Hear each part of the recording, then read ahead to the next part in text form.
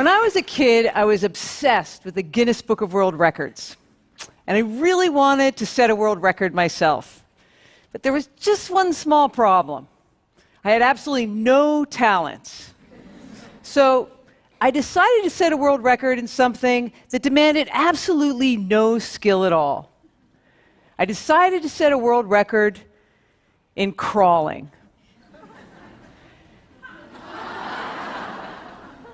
Now, the record at the time was 12 and a half miles. And for some reason, this seemed totally manageable.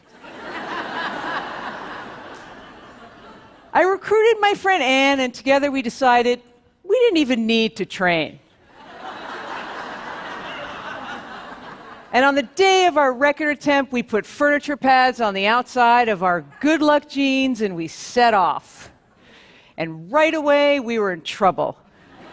Because the denim was against our skin, and it began to chafe. And soon, our knees were being chewed up. Hours in, it began to rain. Then, Anne dropped out. Then, it got dark.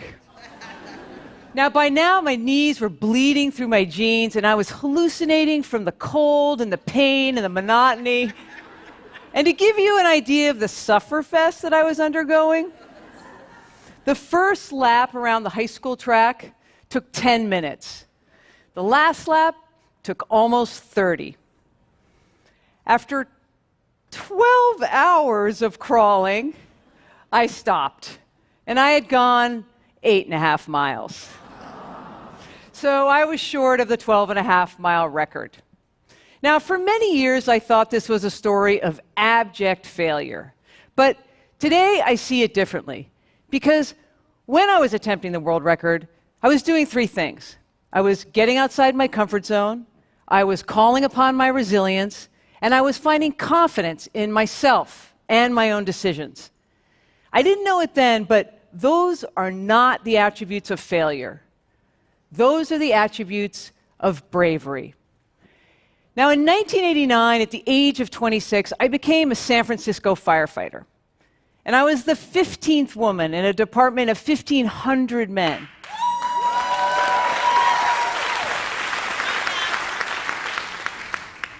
And as you can imagine, when I arrived, there were many doubts about whether we could do the job. So even though I was a 5'10", 150-pound collegiate rower, and someone who could endure 12 hours of searing knee pain, I knew I still had to prove my strength and fitness.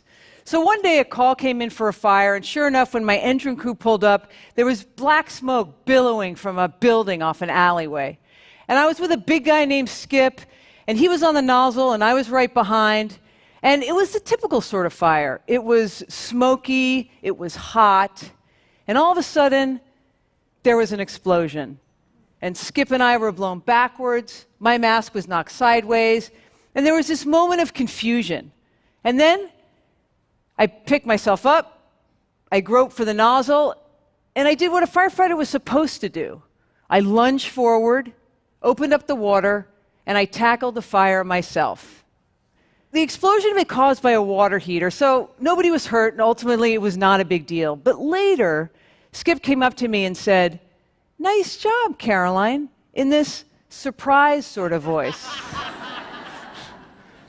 And I was confused because the fire hadn't been difficult physically, so why was he looking at me with something like astonishment? And then it became clear. Skip, who was, by the way, a really nice guy and an excellent firefighter, not only thought that women could not be strong, he thought that they could not be brave either. And he wasn't the only one. Friends, acquaintances, and strangers, men and women throughout my career asked me over and over, "Caroline, all that fire, all that danger, aren't you scared?" Honestly, I never heard a male firefighter ask this. And I became curious. Why wasn't bravery expected of women? Now, the answer began to come when a friend of mine lamented to me that her young daughter was a big scaredy cat. And so I began to notice. And yes, the daughter was anxious. But more than that, the parents were anxious. Most of what they said to her when she was outside began with, "Be careful, watch out," or "no." Now, my friends were not bad parents. They were just doing what most parents do, which is cautioning their daughters much more than they caution their sons. There was a study involving a playground fire pole, ironically, in which researchers saw that little girls were very likely to be warned by both their moms and dads about the fire pole's risk. And if the little girl still wanted to play on the fire pole, a parent was very likely to assist her. But the little boys, they were encouraged to play on the fire pole, despite any trepidations that they might have. And often the parents offered guidance on how to use it on their own. So, what message does this send to both boys and girls? Well, that girls are fragile and more in need of help, and that boys can and should master difficult tasks by themselves. It says that girls should be fearful and boys should be gutsy. Now, the irony is that at this young age, girls and boys are actually very alike physically. In fact, girls are often stronger until puberty and more mature. And yet we adults act as if girls are more fragile and more in need of help, and they can't handle as much. This is the message that we absorb as kids, and this is the message that fully permeates as we grow up. We women believe it, men believe it, and guess what? As we become parents, we pass it on to our children, and so it goes. Well, so now I had my answer. This is why women, even fire women, were expected to be scared. This is why women often are scared. Now, I know some of you won't believe me when I tell you this, but I am not against fear. I know it's an important emotion, and it's there to keep us safe. But the problem is when fear is the primary reaction that we teach and encourage in girls whenever they face something outside their comfort zone. So I was a paraglider pilot for many years. And a paraglider is a parachute-like wing, and it does fly very well. But to many people, I realize it looks just like a bed sheet with strings attached. And I spent a lot of time on mountaintops inflating this bed sheet, running off and flying. And I know what you're thinking. You're like, Caroline, a little fear would make sense here. And you're right, it does. I assure you, I did feel fear. But on that mountaintop, waiting for the wind to come in just right, I felt so many other things too. Exhilaration, confidence. I knew I was a good pilot. I knew the conditions were good, or I wouldn't be there. I knew how great it was going to be, 1,000 feet in the air. So, yes, fear was there, but I would take a good hard look at it, assess just how relevant it was, and then put it where it belonged, which was more often than not behind my exhilaration, my anticipation, and my confidence. So I'm not against fear. I'm just pro-bravery. Now, I'm not saying your girls must be firefighters or that they should be paragliders, but I am saying that we are raising our girls to be timid, even helpless. And it begins when we caution them against physical risk. The fear we learn and the experiences we don't stay with us as we become women and morph into all those things that we face and try to shed. Our hesitation in speaking out, our deference so that we can be liked, and our lack of confidence in our own decisions. So how do we become brave? Well, here's the good news. Bravery is learned. And like anything learned, it just needs to be practiced. So first, we have to take a deep breath and encourage our girls to skateboard, climb trees, and clamber around on that playground fire pole. This is what my own mother did. She didn't know it then, but researchers have a name for this. They call it risky play. And studies show that risky play is really important for kids, all kids, because it teaches hazard assessment, it teaches delayed gratification, it teaches resilience, it teaches confidence.